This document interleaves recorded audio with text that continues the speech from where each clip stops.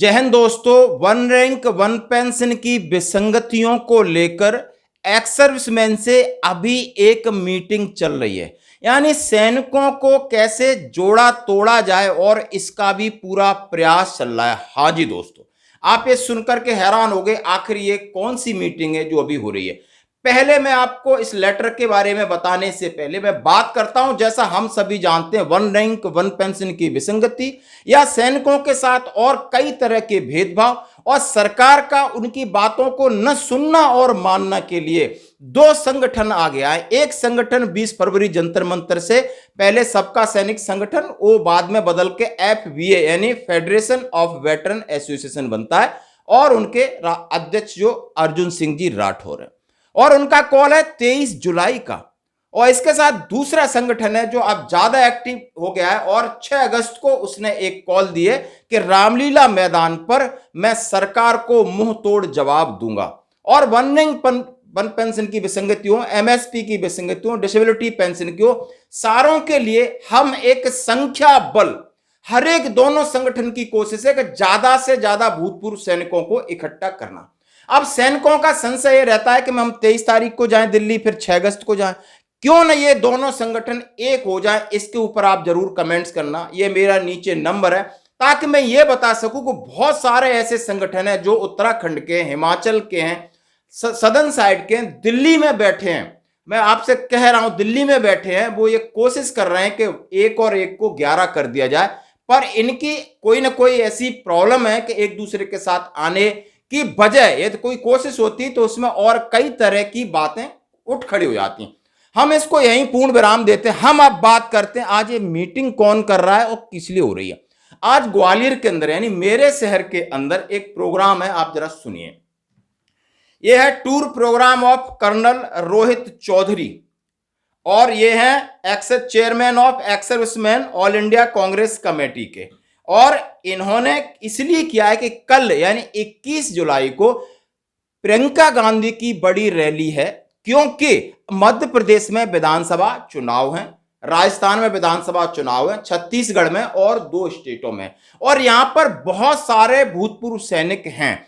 खासकर ग्वालियर चंबल संभाग में भी भूतपूर्व सैनिकों की बहुत ज्यादा जनसंख्या, उनका पूरे परिवार है जो यहां ग्वालियर में बसते हैं। अब दोस्तों इन्होंने मीटिंग की है सभी फौजियों से, किस तरीके की। आज आप देख सकते हो 20 जुलाई को वो पहुंच जाते हैं और उनका 1300 बजे यानी मेरे पास भी कॉल आता है, इसलिए मैं आपसे बात कर रहा हूं। ये लेटर भी मेरे को किसी ने भेजा है कि भाई meeting with chairman of ex serviceman department MP Congress committee, यानी MP के जो बॉस हैं उनके साथ पहले मीटिंग और मंत्रणा है। और वो कौन है उसमें लिखा है मेजर जनरल श्याम श्रीवास्तव हैं जो कांग्रेस से जुड़े हैं। दूसरा एक कैप्टन बलवीर सिंह तोमर, ये पार्षद हैं हमारे वार्ड के ही। अब इनके साथ पूरी मीटिंग है। फिर 15 बजे 1500 वर्ष यानी 3 बजे मीटिंग है ऑल अदर एक्स सर्विसमैन की।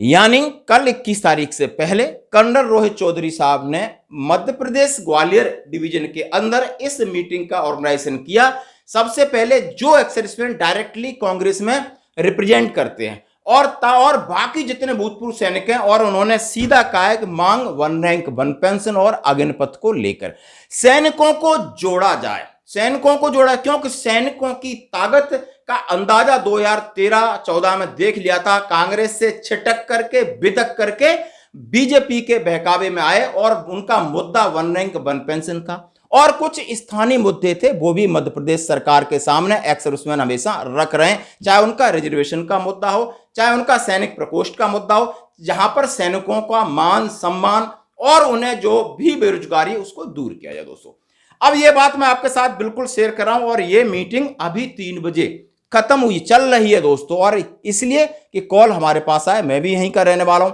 हमारा भी एक बड़ा संगठन है, हम भी सोच रहे हैं कि इस अब बात ये होती है कि भूतपूर्व सैनिक करेंगे तो करेंगे क्या। अब हमें इतना दिख रहा है कि जंतर मंतर पर बैठे लोगों के आह्वान पर हमें OROP का न्याय मिलेगा, या 6 अगस्त को हम रामलीला मैदान में 1 लाख भी इकट्ठे हो जाएंगे तो क्या न्याय मिलेगा।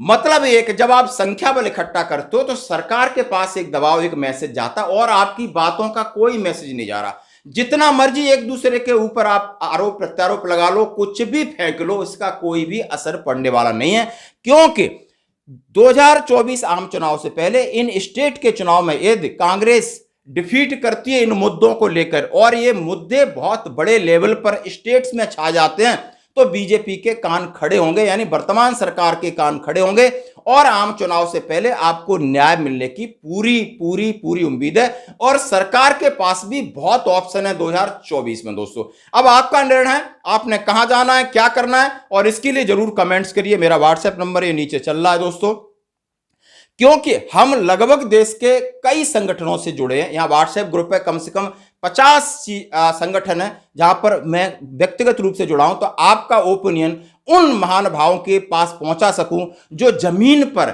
सच्चे दिल से सच्चे तरीके से चाहते हैं कि वो आरोपी पर हमें न्याय मिले और हमारे सैनिक इकट्ठे हो जाएं, भविष्य में एक नेशनल लेवल पर ऐसा मंच मिले जहां पर किसी भी सरकार के सामने हम अपनी बात रख सकते हैं, हमारे साथ कोई अन्याय या जाति न हो। तो आप जरूर इसके ऊपर कमेंट्स करिए। धन्यवाद दोस्तों।